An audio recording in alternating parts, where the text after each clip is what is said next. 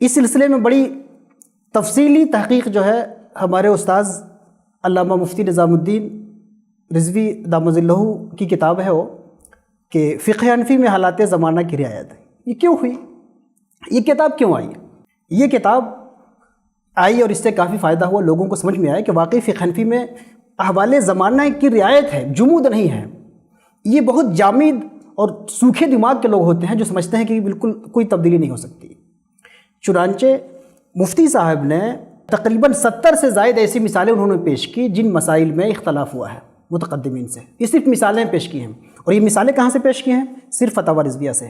ایک کتاب اعلیٰ حضرت کی کتاب فتاوی رضویہ سے 70 سے زائد مثالیں مفتی صاحب قبلہ نے پیش کی، اور جس میں بتایا کہ حالات زمانے کی وجہ سے متقدمین سے اختلاف کیا گیا.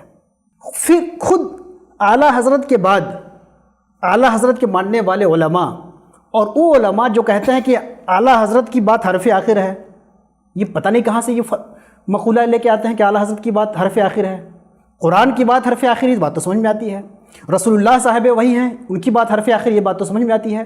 رسول کے بعد وہی کے بعد کسی رائے کو حرف آخر کہنا، یہ پتہ نہیں کہاں سے یہ فکر جو ہے ہمارے حلقے میں پیدا ہو گئی.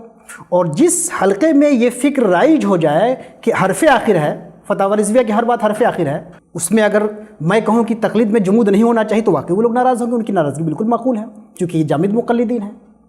اچھا، مزے کی بات یہ ہے، بہت دلچسپ بات یہ ہے کہ ہم لوگ تو بدنام ہیں، خانقاہ عارفیہ آزاد ہے، ہم بدنام ہیں، ہمارا تم حال ہی چھوڑ دیجئے. جو جتنا بڑا ٹھیکیدار ہے کہ اعلیٰ حضرت کی بات سے اختلاف نہیں ہو سکتا، وہ اتنا زیادہ اختلاف کرنے پہ تلا ہوا ہے. جو کہتا ہے کہ اعلیٰ حضرت کے ایک حرف سے اختلاف نہیں ہو سکتا، وہ لڑکیوں کا مدرسہ چلا رہا ہے. اعلیٰ حضرت نے لکھا کہ لڑکیوں کو لکھنا سکھانا ناجائز ہے، اور باضابطہ اس کی ٹریننگ سینٹر چل رہی ہے نا. اعلیٰ حضرت نے لکھا کہ مسجدوں میں پنکھے مکروہ ہیں، آپ یہ پنکھا کیا، پنکھا تو چلائے ہی، اب اے سی پہ آ گئے.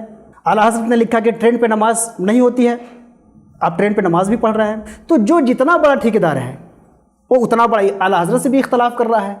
تو یہ عجیب منطق ہے کہ ایک تو یہ غلط مقدمہ اور غلط مقدمہ قائم کیا گیا کہ اعلیٰ حضرت سے اختلاف نہیں ہو سکتا، اور اس مقدمے کی بنیاد پہ صرف خانقاہ عارفیہ ہی نہیں، وہ چاہے مولانا الیاس قادری ہوں کہ کتنے قادری ہوں اور کتنے علماء اور خانقاہیں ہوں، سب کو انہوں نے کنارے لگایا، سب کے خلاف ہنگامہ خیزی کی، اور خود جب جہاں چاہا اعلیٰ حضرت سے اختلاف کیا. کچھ لوگ جس وقت جو سب سے زیادہ اعلیٰ حضرت کے جھنڈا بردار ہیں، وہ تعزیہ ماشاءاللہ تعزیہ نکالتے ہیں، پیلی بھیت میں تعزیہ بھی نکالتے ہیں، اور پوری دنیا میں اعلان کرتے ہیں کہ اعلیٰ حضرت کی ایک بات سے اختلاف نہیں ہو سکتا. یہ جناب اوجھڑی بھی کھاتے ہیں، اور اوجھڑی بھی کھا رہے ہیں بھرپور، اور اس کے بعد یہ بھی کہتے ہیں کہ اعلیٰ حضرت سے اختلاف نہیں ہو سکتا.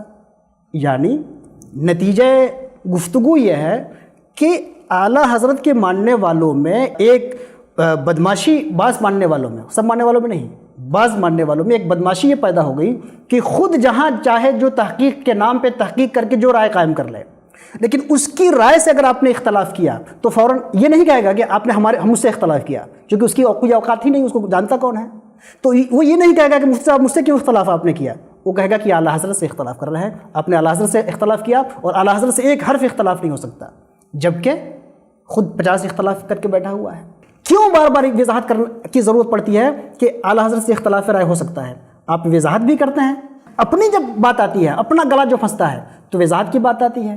ہم نے ایک پیلی بھیت کے خطیب صاحب کی تقریر سنی کہ ہم جو عورتوں پہ کو مزار پہ لے کے جاتے ہیں تو ہم تحقیق کی بنیاد پہ لے کے جاتے ہیں. ارے بھائی، جو لوگ بھی اعلیٰ حضرت سے اختلاف کرتے ہیں تحقیق کی بنیاد ہی پہ کرتے ہیں. تم عورتوں کو کا میلہ لگاؤ، اس پہ مزار پہ لے کے جاؤ تو کہو کہ ہم تحقیق کی بنیاد پہ اعلیٰ حضرت سے اختلاف کر رہے ہیں. دوسرا کسی مسئلے میں خدا نخواستہ اعلیٰ حضرت سے اختلاف کر رہا ہے تو وہاں تم فارمولہ چلا رہے ہو کہ اعلیٰ حضرت سے ایک حرف میں اختلاف نہیں ہو سکتا ہے. تو یہ دو رنگی اپنی ختم کریے اور یہ غلط مقدمہ ختم کریے. سنیت کیا ہے اس کو واضح طور پہ تسلیم کیجئے. سنیت اہل سنت کے مسلمہ متفقہ عقائد و نظریات کا نام ہے. متفقہ عقائد و نظریات سے جو بھی انحراف کرے گا، وہ چاہے بریلی والا ہو کہ کچھوچا والا ہو کہ مبارک پور والا ہو کہ سید سلام والا ہو، اس کی گمراہی میں ذرہ برابر شک نہیں کیا جائے گا. جزوی معاملات میں ان مسائل پہ جو آپس میں اختلافات ہیں ان کی بنیاد پہ نہ کوئی گمراہ ہوتا ہے نہ کافر ہوتا ہے. اور جو گمراہ اور کافر کا کھیل کھیل رہے ہیں یا تو یہ جاہل ہیں یا یہ متجاہل ہیں، یعنی علم رکھتے ہوئے آپ کی آنکھوں میں دھول جھونک رہے ہیں اور صرف چند جاہل سیٹھوں کی رضا جوئی کے لیے اس طرح کی شرپسندی کا کھیل جاری کیے ہوئے ہیں۔ یہ الگ بات ہے کہ خود بھی پھنستے ہیں، خود بھی مارے جاتے ہیں۔